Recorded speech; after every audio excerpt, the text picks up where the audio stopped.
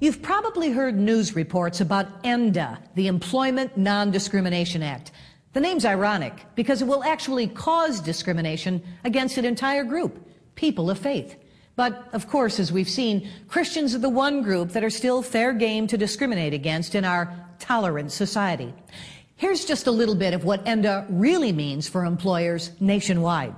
Well, we currently have civil rights laws which say in the workplace you can't discriminate against people in the hiring or in their firing or anything else during the workday on the basis of their race, their sex, their religion, or their handicap.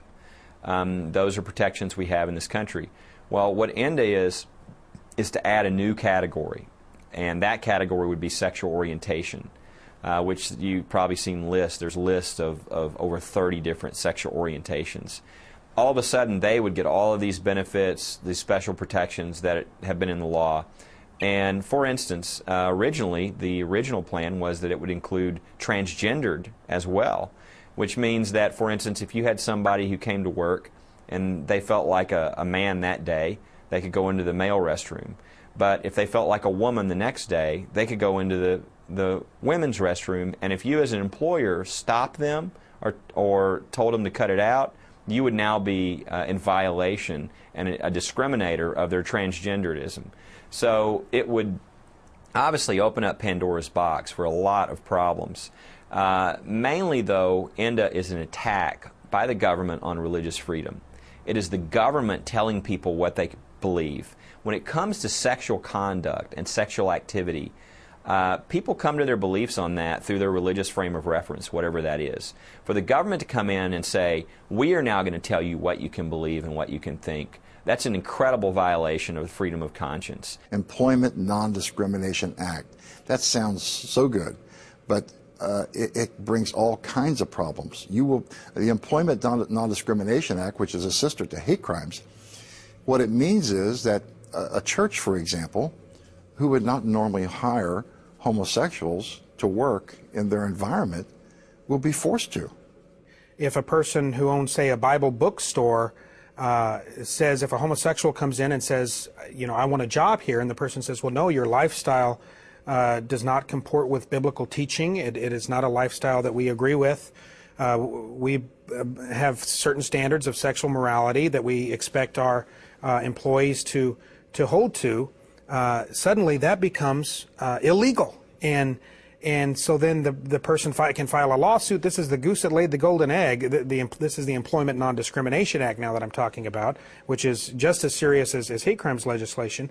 That proprietor, the owner of that Bible bookstore, now becomes a criminal, and for merely trying to live out their faith and adhere to standards of morality that Scripture gives us. In that instance, they would be forced to hire this individual, and then that individual would have a cause of action to say, you have created a hostile work environment because you have Bibles on the shelves of this Bible bookstore. So because the Bible condemns homosexual behavior, that makes me uncomfortable, and that creates a hostile work environment. So you have to pull all the Bibles off the bookshelves. No religious person, especially not Christians or any other religious group, should be somehow indicted or condemned for simply abiding by their religious conviction.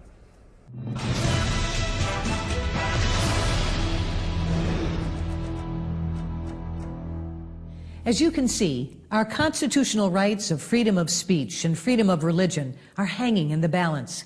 Laws and actions that would have been unthinkable even 20 years ago are becoming reality. People just like you and me are being arrested, threatened with lawsuits. They're losing their jobs and struggling to pass their values to their children. But what can we do? And can we make a difference? The most dangerous thing you can do is be silent. You need to be aware and be sure and speak up. Now more than ever, it's imperative that the people with traditional values, or just people who love freedom, stand up against this radical homosexual agenda. Knowing where our rights originate from, and knowing that God has endowed those rights to us, you know, this isn't something that is new to us. It's in our national philosophy, our Declaration of Independence. we go back and look through that, and all we find there's this stratification of different rights that starts at the right of God, that He gave them to us, that we've given them among men, that government could be instituted among us because they can do what we can't do individually, we can do corporately. And so when we understand those rights fully, it allows us to, in fact, it motivates us, it demands that we be engaged in the process.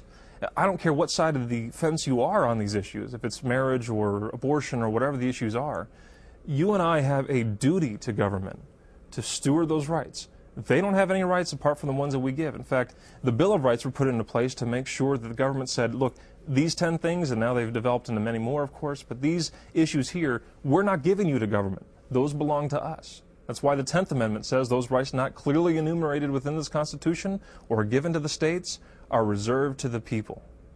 And when that's the case, now we understand that it is no longer President Bush or President Obama or Congressman so-and-so and Senator who and such. It is you and I that have the right and the duty to steward this nation. And when we neglect that, we neglect it at our peril. We need to see more and more people out there come off the sidelines and come out and start writing letters to the editor.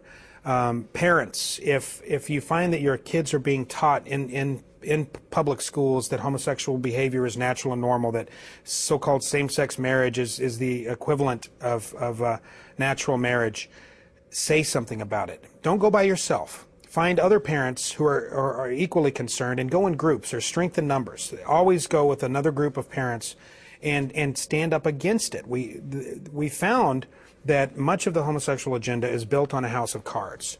And it doesn't take much to blow it over. It just takes people that will have the initiative to stand up against this agenda and to push back a little bit.